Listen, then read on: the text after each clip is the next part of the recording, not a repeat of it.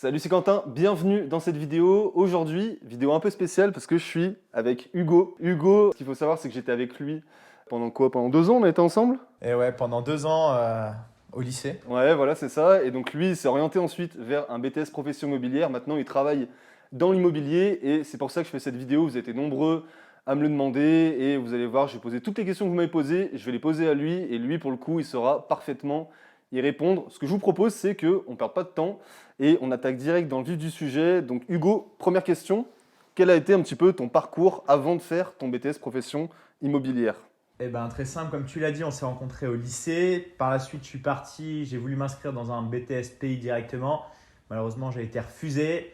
Donc, j'ai fait la faculté de droit à Lyon. Ça ne l'a pas fait. J'ai retenté ma chance en BTS PI. Pour le coup, j'ai été accepté. Donc, j'ai réussi mon BTS PI en alternance. J'ai fait une licence promotion immobilière et actuellement, je suis un master au sein de l'Institut de la construction et de l'habitat. Ok, parfait. Donc tu m'as dit que ouais, tu as fait ton BTS en alternance.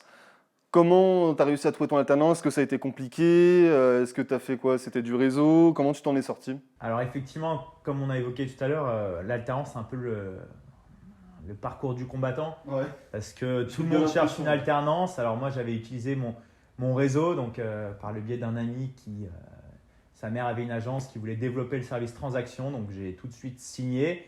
Et c'est vrai que sinon, je vous conseillerais plutôt de faire du réseau, les réseaux sociaux, faire un beau CV, ça cartonne en ce moment. Et puis vraiment, ne pas hésiter à aller voir les agences pour demander une alternance. Ok. Et donc si je te pose la question que vous me posez souvent, alternance ou initiale, tu me réponds quoi?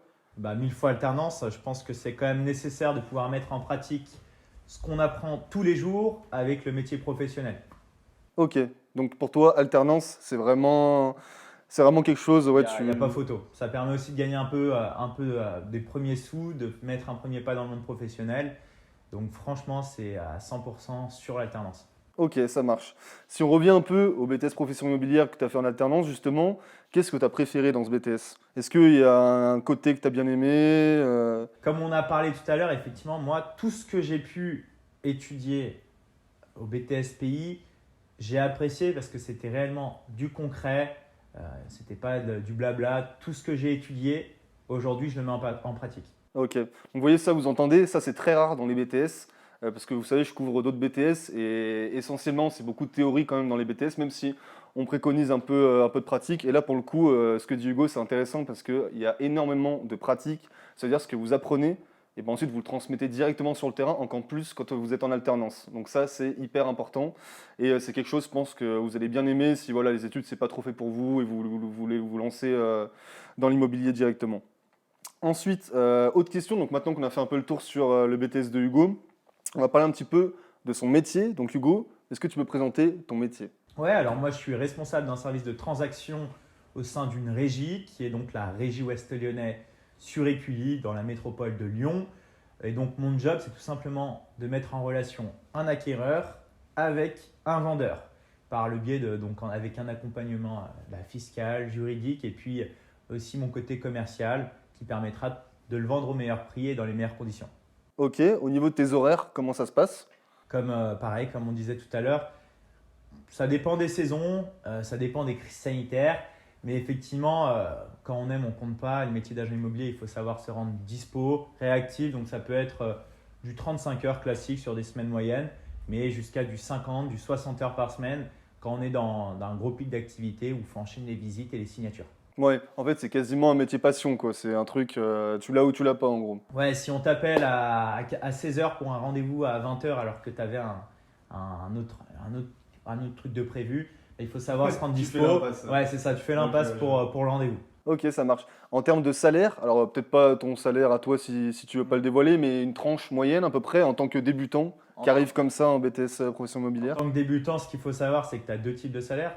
Tu peux avoir salaire avec un salaire fixe ou bien tu peux être rémunéré sur tes ventes et donc en commission. Donc après, un débutant qui n'a pas forcément de réseau, je pense que je conseillerais pour un débutant d'être salarié au départ parce qu'on n'a pas de réseau. Mais plus on prend d'expérience, plus on prend du réseau. Et ben là, pour le coup, on peut s'orienter vers de la commission pleine et avoir des revenus plus intéressants. Donc un bon agent immobilier ou même un agent immobilier qui bosse, il peut avoir entre 2000 et 5000 euros.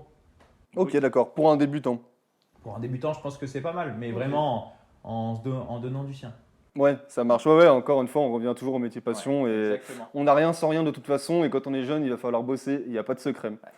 Et petite dernière question, du coup, bon, même si je connais la réponse, est-ce que tu te sens épanoui? Est-ce que ça te plaît? Et surtout, est-ce que tu as d'autres objectifs à long terme? Alors, à ce jour, moi, je suis épanoui. Je travaille avec un de mes meilleurs amis. Donc, quoi de mieux, sachant qu'on est une petite boîte à taille humaine. Donc, je m'éclate. Professionnellement, tout se va. Personnellement, tout va. Même si on est en crise sanitaire, ça pourrait aller mieux. Et mes objectifs à long terme, c'est donc que ce soit au niveau de mes études terminées, mon master au sein de l'Institut de la construction et de l'habitat, puis valider une compétence au sein du RICS, qui est une sorte de société qui permet d'être reconnue à l'international en tant que professionnel de l'immobilier et à titre pro, soit devenir associé de la régie Ouest Lyonnais ou bien travailler pour une multinationale ou ouvrir une boîte avec des amis qui font de l'IMO. Ok, donc beaucoup, beaucoup de projets, j'ai l'impression. Il en faut rester motivé dedans et puis tout. Vous voyez comment il est dynamique? Bah, je vous laisse imaginer avec les professeurs en cours comment il était. Fin de la parenthèse. Non, sinon, dernière question que je voulais te poser et que vous me posez beaucoup. Et cette question, c'est comment tu t'es organisé entre l'alternance, où quand même tu as des cours, c'est assez condensé, j'ai l'impression, et en plus ton travail donc en tant qu'alternant dans l'immobilier. Bah là, tout dépend de l'alternance également. Tu peux avoir une alternance où tu vas avoir beaucoup de travail et une autre, au contraire, où tu n'auras peut-être pas beaucoup de travail. Moi, j'ai eu la chance d'avoir beaucoup de travail et que ça fonctionne bien au niveau pro. Donc, ce que je faisais, c'est que vraiment, il faut se focus sur les cours en physique quand on y est, vraiment écouter le cours. Et puis après, quand tu as un peu de dispo et que tu as envie, tu peux réviser un petit peu le soir. Mais sinon, vraiment, un bon mois avant l'examen, en ayant écouté le cours, en se préparant un bon mois avec des bonnes fiches, etc., franchement, c'est certain que vous l'aurez. Parfait. Eh ben, écoute, je crois qu'on a fait le tour de la question. Merci à toi d'être venu en tout cas et de partager ton expérience avec eux. C'est toujours sympa, tu vois, d'avoir un retour en plus quand on est étudiant et de rentrer un peu plus dans le concret. Écoutez, je vous dis à bientôt. Merci encore Hugo d'être venu. Merci à vous de m'avoir écouté et puis à bientôt. Allez, à bientôt dans une prochaine vidéo. Ciao, ciao.